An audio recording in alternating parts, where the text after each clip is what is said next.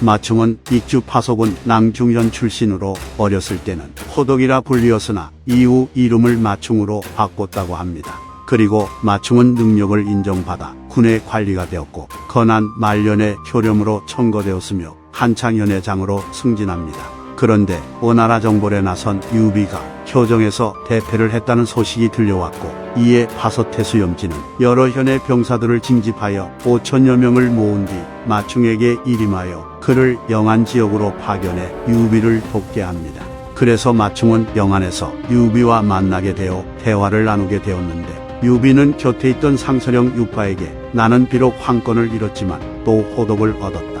이것을 보면 세상에 현인이 부족한 것이 아니다 라고 말하며 마충을 황건에 비유했다 합니다. 건흥 원년 제갈량이 승상부를 열었을 때 마충은 문화독으로 임명됩니다. 건흥 3년 유비가 세상을 떠난 이후 남쪽에선 그 틈을 노려 수많은 반란이 일어났고 이에 제갈량은 남방 정벌에 나서는데 이때 마충은 반란을 일으킨 장가 태수 주포를 공격하여 토벌하는 데 성공하였고 이후 장가 태수가 되어 주민들을 위로하고 구제하여 그 지역을 안정시켰다 합니다. 건흥 8년 유서는 마충을 불러 승상창군으로 임명하여 후방에서 승상부를 통괄하던 장관의 차관으로 삼아 승상부의 일을 보좌하게 했고 여기에 더하여 마충은 인사를 담당하는 지중종사의 임무까지 맡았기 때문에 이 시기에 마충은 내정에 힘을 쏟으며 정신없는 시간을 보냈을 것으로 추정됩니다. 건흥 9년 마충은 제갈량이 4차 북벌에 나설 때 부름을 받아 제갈량이 있는 곳으로 가서 군대의 사무를 관리하였고 나중에 군량 부족으로 군대가 복귀한 뒤에는 장군 장옥을 지휘하여 반란을 일으킨 문산군의 강족을 토벌했다고 합니다. 건흥 11년 남방만족의 우두머리인 유주가 모반을 일으켜 여러 지역이 혼란에 빠지자 유서는 내강도독이었던 장익의 능력으로는 능히 반란을 진압할 수 없을 거라 생각해 장익을 소환하고 마충을 파견했다고 합니다. 그리하여 마충은 장익이 만들어 놓은 기반을 토대로 삼아 빠르게 반란을 진압하기 시작했고 마침내 유주의 목을 베어 반란을 평정했다 합니다. 그리고 본래 내강도독은 평의현을 치소로 삼아 그곳에 주둔했으나 마충은 치소를 미현으로 옮겨 만족들이 거주하는 곳에서 그들과 함께 지냈다고 하며 총나라 입장에서 월수군은 오랫동안 잃어버린 영토였으나 마충이 장옥과 함께 출진하여 그 영토들을 모두 되찾았다고 합니다. 연희 5년 마충은 중앙으로 잠시 불려가 한중에 있는 대사마 장관에게 조서를 전하는 임무를 맡았고 다시 진남대장군의 자리에 올라 남쪽 지역을 관리했다고 합니다. 연희 7년 위나라 대장군 조상의 침공으로 인해 비이가 지원군을 이끌고 출진하자 마충은 성도로 와서 상서의 임무를 대신하며 후방을 지켰고 비이가 복귀하자 다시 남쪽으로 돌아갔다 합니다. 연희 12년 마충은 눈을 감았다고 합니다. 마충은 성정이 관대하고 도량이 컸으며 농담을 잘하고 크게 웃었다고 하며 분노하더라도 얼굴에 드러내지 않았다 합니다. 그리고 일을 처리할 때는 항상 결단력 있게 행동했으며 위엄과 은혜를 함께 갖추고 있었기 때문에 만족들은 마충을 두려워하면서도 사랑했다 합니다. 그래서 마충이 죽자 장례를 치르는 곳에 와서 눈물을 흘리며 애도하는 마음을 다하지 않는 자가 없었다고 하며 만족들은 마충의 묘당을 세워 제사까지 지냈다고 합니다. 제갈량 사후 두각을 드러내며 활약을 한 인물이 3명 있었는데 당시 총나라에선 동쪽에는 등지가 있고 북쪽에는 왕평이 있으며 남쪽에는 마충이 있다고 했다 합니다. 이상 삼국지 인물열전 마충편 마치겠습니다. 이외는 익주 건영군 유원현 출신으로 그는 군에서 각 현의 행정을 감독하고 순찰하는 도구 표수를 지냈는데 건영군 권령연의 장이었던 고모부 찬습이 법을 어기는 일을 저지르는 바람에 그 사건에 연루되어 파면될 위기에 처했다고 합니다.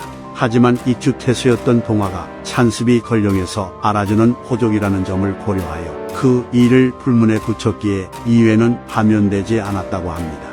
이것을 봤을 때 이회는 건영에서 꽤 입지가 있는 가문 출신이었던 것으로 보이고 실제로 이후 이회는 동화의 추천을 받아 주에 청거됐다고 합니다. 이회는 주에 청거되어 송도로 가던 도중에 유비가 유장과 전쟁을 치르게 되었다는 소식을 듣고는 유장이 반드시 패배하고 유비가 승리할 것이라고 여겨 군의 사자라는 명목으로 면직으로 가서 유비를 만나 그의 휘하에 들어가겠다고 말합니다. 이에 유비는 이회를 칭찬하며 낙송을 공격할 때 데리고 갔고 이후 이회를 사신으로 임명해 한중으로 파견하여 마초와 우호 관계를 맺도록 했기 때문에 이를 통해 마초가 유비의 휘하로 들어오게 되었다고 합니다.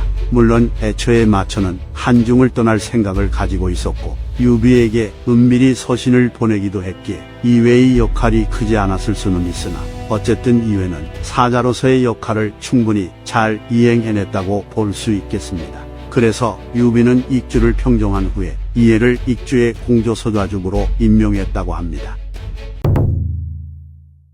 어떤 사람이 이회를 모함하며 이회가 모반하려 했다고 말했기에 담당 관리가 이회를 체포했으나 유비가 나서서 이것이 사실무근임을 밝힌 뒤 그를 별가종사로 승진시켰다고 합니다.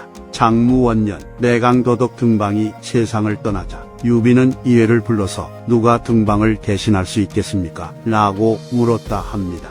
이에 이회가 유비에게 사람의 재능에는 장점과 단점이 공존합니다. 이 때문에 공자는 사람을 사용할 때는 그 사람의 재덕을 헤아려서 해야 한다고 말했습니다.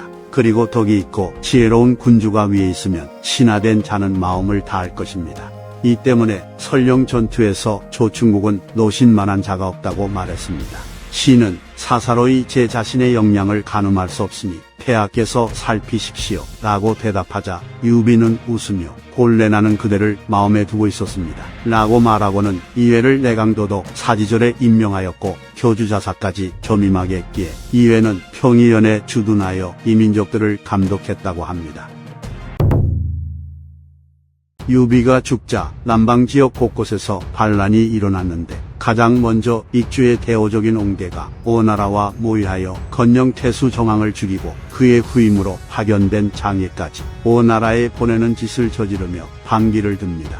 그리고 월수 이민족의 왕인 고종과 장가태수 주포까지 반란을 일으키니 남방지역은 대혼란에 빠집니다. 그래서 제갈량은 남방정벌에 나섰고 이회도 군을 이끌고 건영지역으로 향했는데 각지에서 모여든 반란군들이 집결하여 이회의 군대를 포위해버렸다고 합니다. 당시 이회의 군대는 병력의 수가 적어 적의 수가 2배나 되었으며 제갈량의 군대와 연락이 끊기는 위기에 처했으나 이회는 침착하게 사태를 판단하고는 계책을 내어 남방 사람들에게 우리의 군대는 식량이 다 떨어져 이제 철수하려고 합니다.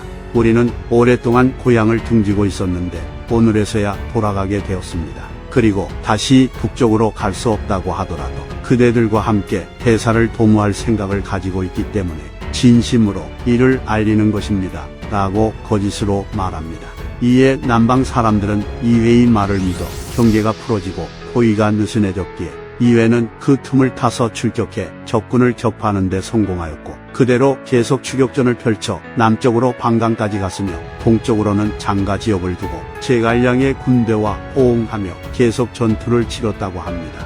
이와 같은 이회의 활약으로 남방정벌은 성공적으로 막을 내렸고 전투가 끝난 뒤 농공행상을 할 때 이회의 군공이 많았기 때문에 그는 안한장군의 관직이 더해졌고 한흥정우에 봉해졌다고 합니다. 제갈량의 남방정벌 이후에도 남만족들은 계속 반란을 일으키고 총나라에서 파견한 관리들을 살해했기 때문에 이회는 직접 군을 이끌고 토벌에 나서 흉악한 행동을 한 무리들을 섬멸한 뒤 반란을 일으킨 지역의 유력자들을 성도로 이주시켰고 그들에게 소, 군마, 금은 무소 가죽을 곡물로 내도록 하여 군용물자로 충당했다고 합니다. 건흥 7년 교주 지역이 오나라에 종속되었기 때문에 이회는 형식상 가지고 있었던 교주 자사직에서 물러났다고 합니다. 이후 이회는 한중으로 이주했으며 건흥 9년에 사망했다고 합니다. 이회의 조카인 이구는 우리무 부독의 관위까지 올랐던 인물로 등해가 우회로를 통해 익주 지역으로 진격해왔을 때 제갈첨 등과 함께 면죽에서 등해의 군대를 막다가 전사했다고 합니다. 계한보 신찬에 따르면 이회는 남방의 장관이 되어 떨쳐 일어나 고향의 악인들을 토벌하였고 반란을 일으킨 자들을 쓸어버렸으며 망과 복을 광범위하게 개척하여 국가의 수입을 증가시켰다고 합니다. 이상 삼국지 인물일전 2회편 마치겠습니다. 등지는 경주 의양군 신야현 출신으로 그는 형주 지역에서 사고를 쳤는지는 모르겠으나 고향을 떠나서 익주 지역으로 들어갔고 그곳에서 출세가도를 달리려 했으나 중용되지 못했다 합니다. 그래서 등지는 씁쓸한 마음에 관상을 잘 보는 것으로 유명한 익주종사 장류를 찾아갔는데 장류는 등지를 보고는 자네는 70세가 넘은 후에 대장군의 지위에 오르고 후에 봉해질 것이오 라고 했다 합니다. 이에 등지는 희망의 끈을 놓지 않고 인재를 좋아한다고 소문난 파서태수 방위를 찾아가 그에게 몸을 위탁했다 합니다. 유비가 익주를 평정하게 되자 그제서야 등지는 비연의 하급 관리가 되었다고 합니다. 그리고 유비는 익주 지역을 두루 다니며 순행을 하다가 비연에 들리게 되었고 그곳에서 등지를 만나 대화를 나눠보고는 그가 범상치 않다고 여겼다 합니다. 이렇게 유비의 눈에 든 등지는 곧바로 비연의 현령으로 발탁되었고 고지여 광안태수로 승진하였으며 등지는 물들어왔을 때 노를 젓는 것처럼 자신의 인지에서 청렴함과 엄정함을 갖고 치적을 쌓으며 열심히 일했다고 합니다. 그리하여 마침내 등지는 중앙의 부름을 받아 상서에 임명되었다 합니다.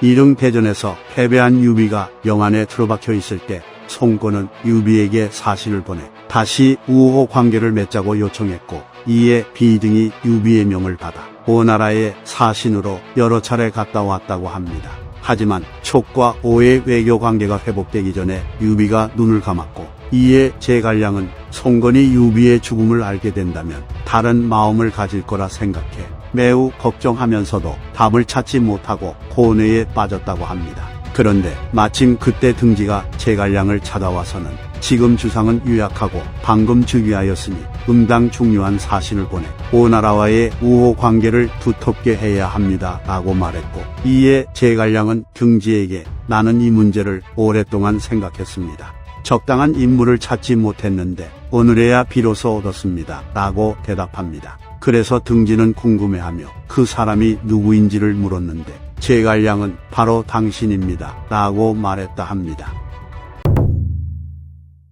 건흥 원년 제갈량의 명을 받은 등지는 사자로 오나라에 갔는데 제갈량의 예상대로 송건은 유비가 죽었다는 소식을 듣고는 총나라와 우호 관계를 맺는 것에 대한 의문을 가지고 있었습니다. 이에 등지는 직접 표를 올려 송건을 만날 것을 요청하며 신이 오늘 온 것은 비단 총나라만을 위해서가 아니라 오나라를 위해서도 온 것입니다 라고 말했다 합니다. 그리하여 송건은 등지를 만나보고는 그에게 나는 진실로 총나라와의 화친을 원하지만 지금 총나라의 군주는 유약하고 총나라는 국토가 작으며 형세가 빈약하여 만약 위나라가 틈을 타서 쳐들어온다면 스스로 보존하지 못할까 걱정이요. 그래서 이 때문에 화친을 유예시킬 뿐이요 라고 말하며 화친에 대해 부정적으로 말합니다. 그러나 등지는 당황하지 않고 오와 촉 두 나라는 내주의 땅을 가지고 있고 대왕은 한 시대의 영웅이며 제갈량 또한 한 시대의 호걸입니다. 촉에는 매우 험준한 요충지가 있고 오에는 삼강의 험준함이 있으니 이 두 장점을 합쳐 함께 입술과 이의 관계가 된다면 나아가서는 천하를 겸병할 수 있을 것이고 물러나서는 삼국 정립이 가능할 것입니다. 이것은 자연의 이치입니다. 그런데 만약 대왕께서 지금 위나라에 귀순하게 된다면 위나라는 반드시 위로는 대왕의 입조를 바라고 아래로는 태자가 궁으로 나아가 받들기를 요구할 것입니다. 그리고 만일 명령에 따르지 않는다면 반란을 이유로 토벌하려 할 것이고 그러면 촉 또한 반드시 강물의 흐름에 따라 가능성을 보고 진격할 것이니 이와 같이 된다면 강남의 땅은 다시는 대왕의 소유가 되지 않을 것입니다 라고 대답하며 송건을 설득했는데 등지는 송건이 처한 상황과 당시 정세를 매우 정확하게 파악하여 자신의 논지를 펼쳤기에 송건은 한동안 침묵하다가 그대의 말이 옳소 하고 답했다 합니다. 이후 송건은 위나라와의 관계를 단절하고 촉과 우호 관계를 맺을 거라고 선포한 다음 장원을 사신으로 파견하여 총나라에 감례를 했다고 합니다. 오력에 따르면 이때 총나라는 말 200필과 비단 1,000필 특산물을 선물로 보냈으며 물론 오나라도 특산물을 보내며 감내하였고 이로부터 촉과 오의 공식적인 외교 관계가 수립되어 촉과 오의 사신이 왕래하는 것이 일상적인 일이 되었다고 합니다.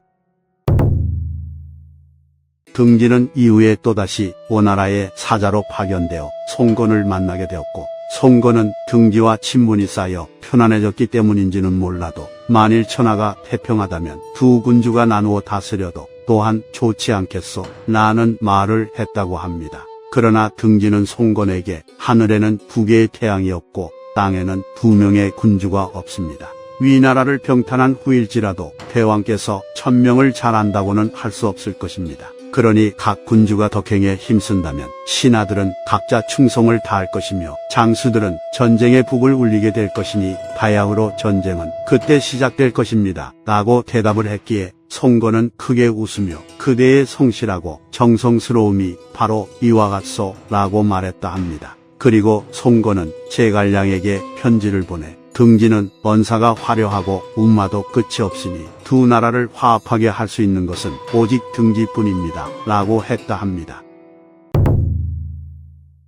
건흥 6년 제갈량은 1차 북벌에 나서기 전에 총나라 군대가 야곡도를 거쳐 미현을 공격할 거라는 소문을 낸 뒤 조음과 등지에게 본대로 위장한 군대를 줘 기곡을 공격하여 위나라 주력군을 유인하게 했고 여기에 넘어간 조지는 위나라의 주력군을 이끌고 조음과 등지를 공격했다 합니다. 그런데 조음과 등지에게 주어진 병사들은 정예의 병이 아니었기에 조진이 이끄는 위나라 군대에게 밀릴 수밖에 없었고 전황이 불리해졌으나 조음과 등지는 군사들을 거두어 굳게 지켰기 때문에 대패로 이어지지는 않았다고 합니다. 그리고 등지는 외교관으로서의 뛰어난 재능만큼 군제에도 재능이 있었는지 제갈량이 한중에 주둔하고 있을 때 중감군 양무장군에 임명되어 무장으로 활약했다고 합니다. 연희 6년 등지는 계속해서 승진하여 거기장군에 임명되었고 가절까지 하사받았다 합니다. 연희 11년 구릉 지역에서 반란이 일어나자 등지는 군을 이끌고 토벌에 나섰고 즉시 반란군의 우두머리를 죽였기 때문에 반란은 진압되어 그 지역의 백성들은 위험에서 벗어날 수 있었다 합니다. 등지의 성격은 강직하고 소박하여 마음을 꾸미지 않는 데다 교만한 점도 있었기 때문에 선비들과 화합하지 못했고 이로 인해 대다수의 사람들은 모두 그를 피해 다녔다고 하며 웃긴 것은 대장군인 비마저도 등지를 꺼려하며 그와 부딪히는 것을 피했다고 합니다. 하지만 오직 종예라는 인물만이 홀로 굽히지 않으며 등지와 맞섰다고 하는데 이와 관련된 일화가 하나 있습니다. 한 번은 종예가 등지 교위에 임명된 이후 등지와 마주치게 되었는데 이때 등지는 종예에게 얘기에 따르면 나이 60이면 군역을 지지 않는다 했으나 경은 병권을 받았으니 어찌된 일이요? 라고 말하며 비아냥댔다고 합니다. 그러자 종예는 반박을 하며 경께서는 나이 70에도 병권을 놓지 않으시는데 제 나이 60에 어찌 받지 못하겠습니까? 라고 받아쳤다 합니다. 이처럼 등지는 대부분의 사람들과 어울리지 못해 당시 사람들에게 인정과 존경을 받지 못했으나 오직 강유만은 편견을 가지지 않고 등지의 재능을 매우 높이 평가했다고 합니다.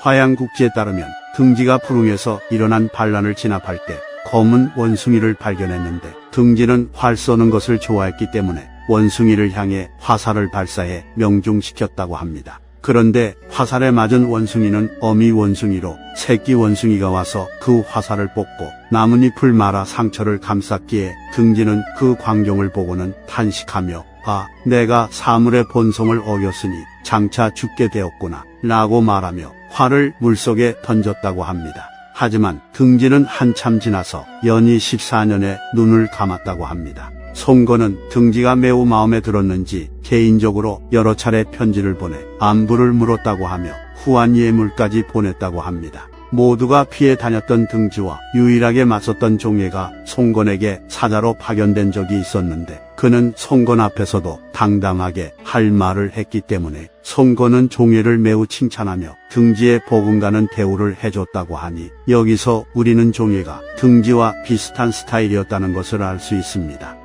등지는 장군의 지위에 있던 20년 동안 상벌을 명확하게 판단하고 병사들이 굶주리지 않게 잘 돌봤기 때문에 정작 자신의 생활은 관에서 공급하는 것에 의지하며 소박함과 검소함을 추구했다고 합니다. 그리고 등지는 끝까지 개인적인 재산을 축적하려 하지 않아 처자식은 굶주림과 추위를 면하지 못했다 하며 그가 죽을 때 집에 남은 재산이 하나도 없었다 합니다. 이상 삼국지 인물일전 등지편 마치겠습니다.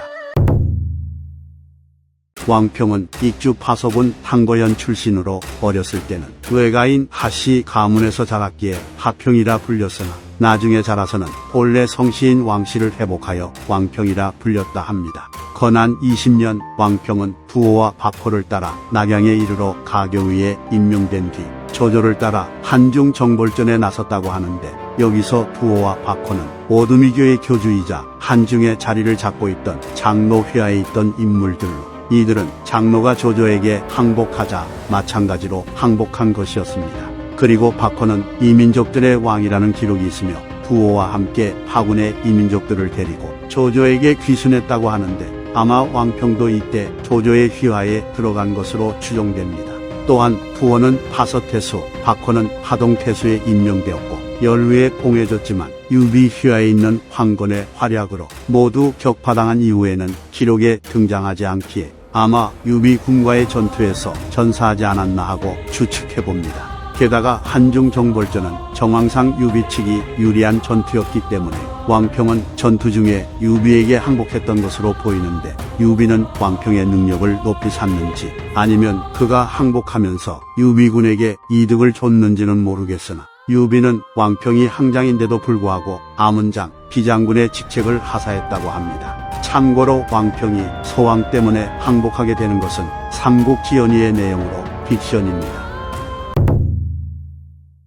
건흥 6년 제갈량의 1차 북벌 때 왕평은 마석의 참군이 되어 군의 선봉에 서게 되었는데 마석은 제갈량의 명을 받아 위나라의 지원군을 막기 위해 가정에 주둔합니다. 그러나 마석은 병사들의 식수를 확보하지 못한 채 산으로 올라가 진영을 갖췄다고 하며 위서 장합전의 기록에 따르면 마석은 성을 점거하지 않고 남산에 의지했다고 합니다. 이에 왕평은 군이 주둔한 곳이 병사들이 이동하기에도 번잡하여 적의 공격에 신속하게 대처할 수 없을 거라 생각했기에 마석에게 지속적으로 군을 다른 곳으로 이동시켜야 한다고 간언했으나 마석은 이를 듣지 않았고 마침내 위나라의 지원군을 이끌고 온 장합이 마석군의 식수를 끊고 포위 공격을 감행하자 마석의 군대는 그대로 개박살이 납니다. 이로 인해 마석을 포함한 모든 장수들과 병사들은 산산이 흩어졌으나 오직 왕평이 지휘하는 1,000명의 병사들만은 북을 울리며 제자리를 지켰기 때문에 장합은 그곳에 복병이 있을 거라 의심하여 더 이상 다가가지 못했고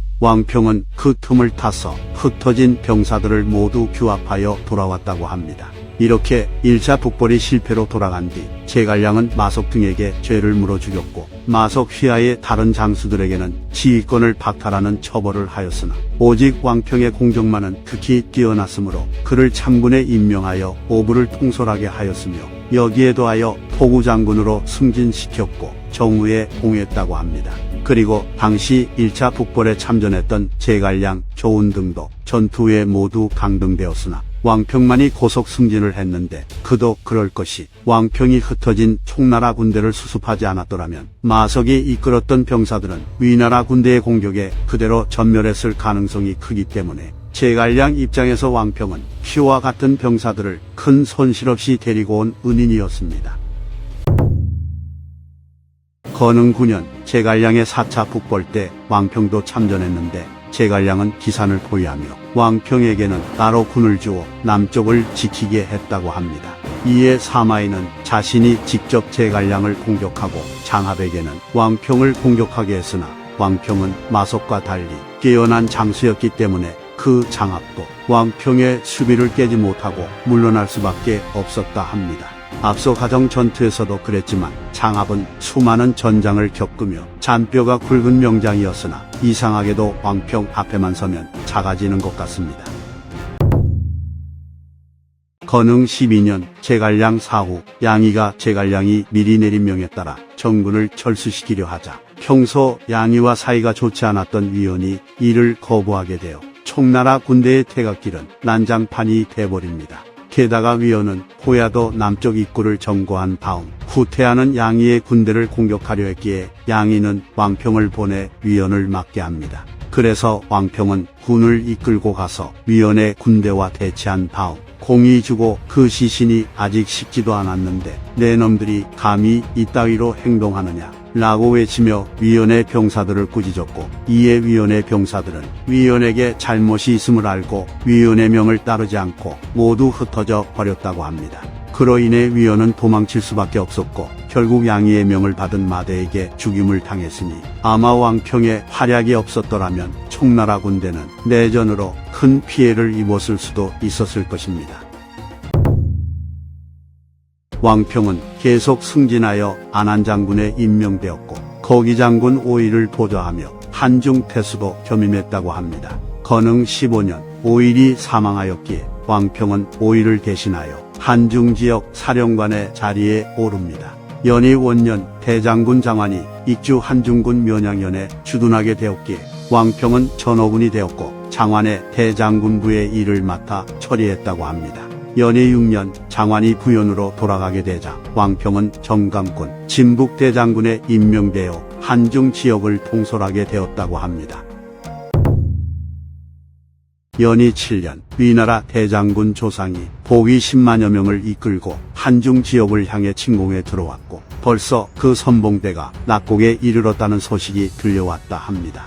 그런데 이때 한중을 지키는 총나라의 병사들은 3만 명이 채 되지 못했기 때문에 여러 장수들은 크게 놀랐고 어떤 장수는 왕평에게 지금 힘이 부족한 상황에서 적을 막아야 하니 마땅히 한성과 낙성을 굳게 지켜야 할 것이고 도적들과 마주친다면 그들이 깊이 들어오도록 해야 합니다. 그러는 사이에 부연에 있는 주력군이 온다면 양평관을 능히 구원할 수 있을 것입니다. 라고 말하며 성을 지키며 지원군을 기다리면 위나라 군대는 스스로 퇴각할 거라 했다 합니다. 하지만 왕평은 반론을 제기하며 그렇지 않소. 한중에서 부영까지의 거리는 거의 1천리요. 그러니 만약 도적들이 양평관을 차지한다면 그것은 곧 화를 불러오는 것이요. 우리는 의당 유호군과 두창군을 먼저 보내어 흥세산을 점거하게 하고 나는 뒤에서 막을 터이니 만약 적군이 군을 나누어 황금곡으로 향한다면 내가 직접 1,000명을 이끌고 내려가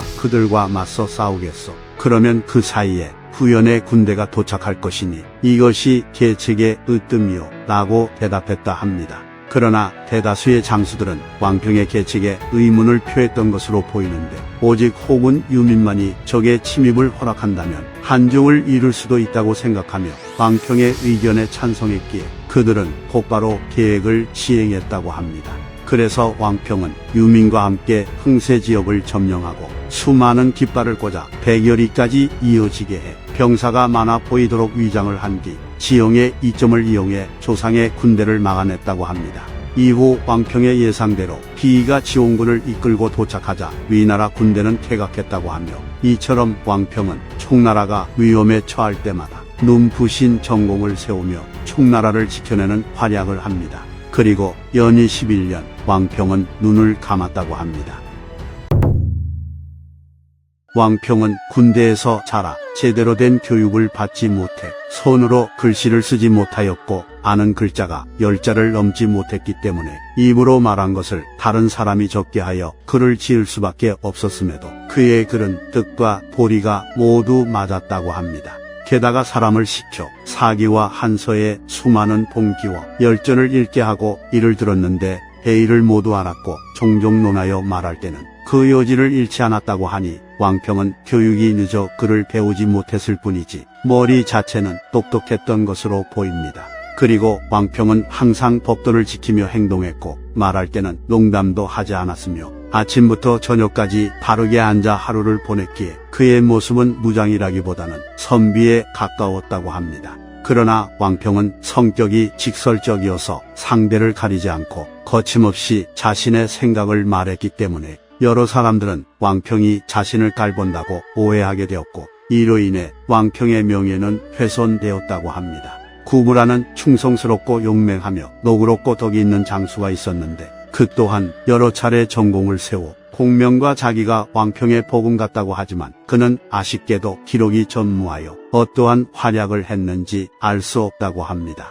화양국지에 따르면 장익과 요하가 아울러 대장군이 되니 당시 사람들은 전에는 왕평과 구부가 있더니 후에는 장익과 요하가 있구나 라고 말했다 합니다. 왕평은 이민족의 왕인 박호를 따라 조조에게 투항했고 제갈량이 그를 오부라는 이민족 부대를 통솔하게 했기 때문에 그가 이민족 출신이 아닐까 하는 추측도 존재합니다. 이상 삼국지 인물율전 왕평편 마치겠습니다. 위연은 형주 의양군 출신으로 소설인 삼국지 연의에서는 형주에서부터 엄청난 활약을 하며 유비의 휘하로 들어가지만 실제 역사에서 위연은 유비가 형주에 있을 때 일반 병졸이었다고 합니다. 하지만 이후 유비가 입적을 할 때 함께 촉으로 들어가 유장군과의 전투에서 여러 차례 전공을 세워 일반 병졸에서 아문장군의 자리까지 오르는 쾌거를 이룩합니다. 그리고 유비가 한중왕이 된 이후 한중 방면의 사령관을 임명해야 될 상황이 왔을 때 대부분의 사람들은 장비가 임명될 것이라 예상했고 장비 또한 내심 자신이 될 것이라 자신했으나 모두의 예상과 달리 유비는 위원을 한중 지역 방면 사령관 겸 진원 장군으로 삼고 한중 태수까지 겸하게 했다 합니다. 이와 같은 유비의 결정에 모든 사람들이 놀랐고 반발도 있었던 것으로 보이는데 그래서 유비는 자신의 안목과 선택이 틀리지 않았다는 것을 증명하기 위해 위연을 포함한 여러 신하들을 불러 큰 연회를 열었고 연회가 무르익자 유비는 위연에게 이재경에게 중임을 맡기려 하는데 경은 어떤 마음가짐으로 임할 생각이오? 라고 묻습니다. 이에 위연이 만약 조조가 쳐들어온다면 대왕을 위해 이를 막아내겠습니다. 그리고 적장이 10만 대군을 이끌고 쳐들어오더라도 대왕을 위해 그들을 삼켜버리겠습니다. 라고 자신감 있게 대답하니 유비는 위연을 매우 칭찬했고 그곳에 있던 모든 사람들도 위연의 용맹함을 인정하며 그를 장하게 여겼다고 합니다. 건흥 5년 제갈량이 1차 북벌을 일으켰을 때 위연을 양주자사로 삼았는데 훗날 장환이 강류를 양주자사로 삼아 북벌을 일으키려 했던 사례를 봤을 때 위연은 제갈량의 북벌에서 중추적인 역할을 했다는 것을 알 수 있습니다. 건흥 8년 제갈량은 4차 북벌에 앞서 위연을 강중 지역으로 진격시켜 위나라 군대의 기세를 꺾게 했는데 위연은 제갈량의 믿음에 부응하여 위나라 후장군 비여와 옹주자사 화쾌를 격파하는 공을 세웁니다. 건흥 9년 한진 춘추에 따르면 제갈량이 4차 북벌에 나섰을 때 위연 등을 보내 사마이의 군대를 공격했고 이 전투에서 총나라 군대는 대승을 거둬 적병 3천여 명의 수국과 수많은 전리품을 얻었다고 합니다. 위연은 매번 북벌을 나갈 때마다 제갈량에게 군사 만명을 청해 본대와 다른 길로 진군하여 함께 동관에서 만나 한신의 고사처럼 하고자 했으나 제갈량은 이를 제지하며 허락하지 않았다고 합니다. 그리고 이와 비슷한 맥락의 내용이 위략에도 나오는데 위략에 따르면 하우무가 안소장군이 되어 장안의 군대를 통솔하게 되니 제갈량은 위연을 포함한 다른 신하들을 소집하여 이에 대한 계책을 논의합니다. 이때 위연은 제갈량에게 듣기로 하우무는 조조의 사회인 인물로 겁이 많고 뼈가 없다고 합니다. 지금 제게 정예병 5,000명과 군량을 운송할 병사 5,000명을 준다면 곧장 좌우에 당도한 뒤 북쪽으로 향할 것이니 그러면 10일을 지나지 않아 장안에 도착할 수 있습니다. 그리하여 우리의 군대가 갑자기 들이닥쳤다는 것을 알게 되면 하우무는 반드시 배를 타고 도주할 것이니 장안을 손쉽게 점령할 수 있을 것입니다. 그리고 군량 문제는 장안 횡문의 곡식 조장고의 식량과 도망친 백성들의 곡식으로도 충분할 것이고 위나라에서 우리 군대가 장안으로 진격해 왔다는 소식을 듣고 병사들을 규합하여 진격해 오더라도 좋기 20일은 걸릴 것이니 공께서 야곡을 나와 장안으로 오기까지 충분한 시간을 벌 수 있습니다. 그러면 우리 군은 한 번에 관서 전체를 평정하게 됩니다. 라고 말했다 합니다. 하지만 제갈량은 위연의 계책은 위험성이 높아 안정적으로 농서를 평정하는 것만 못하다고 여겼기에 채택하지 않았다고 합니다. 위연의 좌우국 계책에 대해 여러 논쟁과 주장이 있지만 제 개인적인 생각을 말해보자면 좌우옥 계책은 하우무가 도망갈 것이다. 군량은 현지에서 조달할 수 있을 것이다. 라는 부분에서 보이듯이 구체적이고 현실성이 있는 시행 방법을 제시한 것이 아니라 모든 것을 운에 맡기는 계책이라고 보기 힘들 정도의 내용인 것 같습니다. 게다가 인적 자원과 물적 자원을 아껴서 활용해야 하는 촉의 입장에서 성공 대비 리스크와 불확실성이 큰 계책을 쓴다는 것은 극히 어려운 일이었기에 제갈량이 위원의 좌우고 계책을 채택하지 않은 것은 어찌 보면 당연한 일이었습니다. 또한 위나라와 총나라 사이의 국력의 차가 크기 때문에 리스크가 크더라도 위나라의 허점을 파고드는 전술을 한 번이라도 사용했어야 한다는 주장은 제갈량의 북벌이 실패했다는 결과를 알기 때문에 할 수 있는 결과론적인 이야기에 가깝지 않을까 하고 생각해 봅니다. 삼국지연의에서는 제갈량이 유비에게 위원이 반골의 상인이 처형해야 한다고 말하는 극적인 요소를 첨부했기에 제갈량과 위원의 사이가 좋지 않은 것으로 묘사되지만 실제 역사에서 제갈량은 위원의 재능을 아껴 그가 잘못을 해도 두둔하는 입장이었습니다. 앞서 위원이 제갈량에게 따로 병사 10,000명을 달라고 했을 때 거부당하자 자신의 상관인 제갈량을 겁이 많다고 비난하며 자신의 재주가 모두 쓰이지 못한다고 한탄을 했지만 제갈량은 딱히 위원을 제재하지 않았고 위원이 유염이라는 충신과 불화가 생겨 다퉜을 때도 제갈량은 오히려 유염을 질책하며 위원의 편을 들어줬다 합니다. 위원은 병사들을 잘 훈련시키고 용맹이 남들보다 뛰어났으나 성정이 교만하고 뽐내는 것을 좋아하여 대부분의 사람들이 그를 피하거나 양보해 줬다고 합니다. 하지만 양이만은 위원에게 가차없이 행동하며 맞섰고 자주 부딪혔기에 위원은 양이를 볼 때마다 항상 분노했으니 이 둘의 관계는 불과 물 같았다고 합니다. 촉서 양의전에 따르면 제갈량은 양이의 재간을 아끼고 위원의 용맹함에 의지하였는데 이 두 사람이 화목하지 못함을 늘 안타깝게 여겼고 차마 어느 한쪽을 버리지 못했다고 합니다. 이처럼 제갈량의 걱정 속에서 위원과 양이의 불화는 계속되었는데 이는 훗날 비극으로 치닫게 됩니다. 건흥 12년 제갈량의 마지막 북벌이 시작되었고 제갈량은 위원을 선봉으로 삼습니다. 하지만 그해 가을 제갈량은 자신의 병이 악화되자 은밀히 양이 강유 등을 불러 정군을 철수시키라는 명을 내립니다. 그리고 위원에게 후위를 맡겨 적의 추격을 막도록 하고 강유는 그 다음에 있게 하여 위원이 혹시 명령을 따르지 않더라도 계획한 대로 병사들을 철수시킬 수 있도록 했는데 이를 봤을 때 제갈량은 자신이 죽으면 위원이 명을 따르지 않을 것을 미리 예상했던 것으로 보입니다. 이후 제갈량은 죽었고 군을 통수하게 된 양이는 먼저 비의를 위원에게 보내 그의 의중을 살피게 합니다. 이에 비의가 위원의 군중으로 가서 제갈량이 죽어 정군이 퇴각하게 되었고 위원이 후방에서 적의 추격을 막는 역할을 맡게 되었다고 하자 위원은 비의에게 승상이 비록 죽었어도 나는 건재하다오. 승상부의 관리들은 곧바로 상여를 운구에 되돌아가 장례를 치른다 하더라도 나는 응당 병사들을 이끌고 적을 공격해야 하오. 어찌 한 사람이 죽었다고 해서 천하의 일을 멈추라 하시오. 더구나 나 위원이 어떤 사람인데 양이가 배치한 바에 따라 후방에 위치한 장수가 되겠소. 라고 말하고는 비의를 자신의 편에 속에 강요합니다. 상황이 이렇게 되자 비의는 위원의 편인 척 그를 속인 다음 그대로 도망쳐 양이에게 돌아와 위원이 제갈량의 명을 따르지 않는다는 사실을 알렸기에 양이는 위원을 무시하고 철수 계획을 진행시킵니다. 당시 위원은 비의가 도망치자 곧바로 사람을 보내 염탐을 시켰는데 자신의 군대를 제외한 모든 총나라 군대가 규정에 따라 차례대로 퇴각하기 시작했다는 것을 알게 됩니다. 그래서 위원은 분노하며 자신의 군대를 이끌고 양이의 군대를 먼저 앞질러가 지나온 곳에 잔도를 불태워서 총나라 군대가 퇴각할 길을 끊어버리는 만행을 저지릅니다.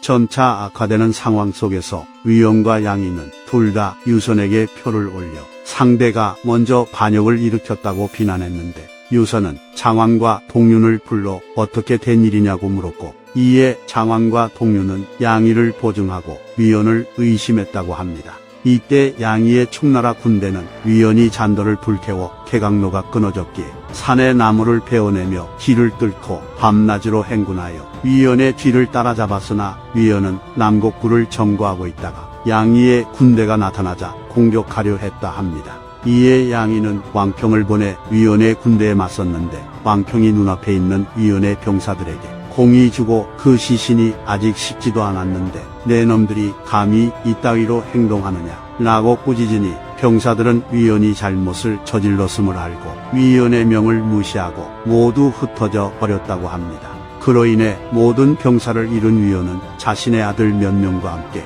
한중으로 도망쳤으나 양희의 명을 받은 마대가 이들을 추격해 위원 등을 사로잡은 뒤 참수하였다고 하며 양희는 여기서 멈추지 않고 위원의 삼족을 멸했다고 합니다. 위원과 양희의 사이는 불구대천지 원수와 같았는데 논쟁을 하다가 다투게 되면 위원은 칼을 뽑아 양희를 겨누고 양희는 눈물을 흘렸다고 합니다. 양양기에 따르면 송건은 양희와 위원을 양떼나 몰아야 할 더벅머리 소인배라고 평가했다 합니다. 위원이 제갈량의 마지막 북벌에 참전하여 선봉에 섰을 때 머리 위에 뿔이 생기는 꿈을 꾸었고 이에 위원은 유명한 점술가인 조직을 불러 이에 대해 물으니 조직은 무릇 기리는 뿔이 있으나 사용하지는 않으니 이는 싸우지 않고도 적이 절로 격파될 징조입니다 라고 대답했다 합니다. 하지만 조직은 물러난 뒤 다른 사람들에게는 뿔이라는 글자는 칼 아래의 용이요 머리 위에 칼을 쓴다는 것이니 매우 심각한 흉몽이요라고 했는데 아마 조직은 위원의 성격이 더러웠기 때문에 위원에게는 사실을 말하지 않았던 것 같습니다. 정사 삼국지의 저자인 진수는 위원이 제갈량의 명을 어기고 반란을 일으킨 것에 대해 원래 위원의 뜻은 북쪽으로 가서 위나라에 항복하려 한 것이 아니라 남쪽으로 내려와 양희 등을 제거하고자 한 것에 있다. 자신이 제갈량의 뒤를 이어 북벌을 대신하기를 바랬을 뿐 배반하려는 것이 아니었다 라고 평가합니다. 위략에 따르면 정사의 내용과 달리 제갈량은 양희가 아닌 위원에게 자신의 사물을 대행하게 하도록 은밀히 명했다고 하는데 이를 알게 된 양희는 자신이 해를 입을까 두려워하여 위원이 반란을 일으켰다고 참언을 한 다음 자신의 군대를 이끌고 위원을 공격했다고 하며 이때 위원은 아군과 싸울 생각이 없었기에 패주하다가 사로잡혀 죽임을 당했다고 합니다. 그러나 이에 대해 배성진은 이는 위나라가 총나라에서 일어난 일을 전해 들은 말로 보이니 신빙성이 없다고 평가했다 합니다. 이상 삼국지 인물열전 위연편 마치겠습니다. 재미있게 보셨다면 좋아요와 구독, 알림 설정 부탁드립니다. 감사합니다.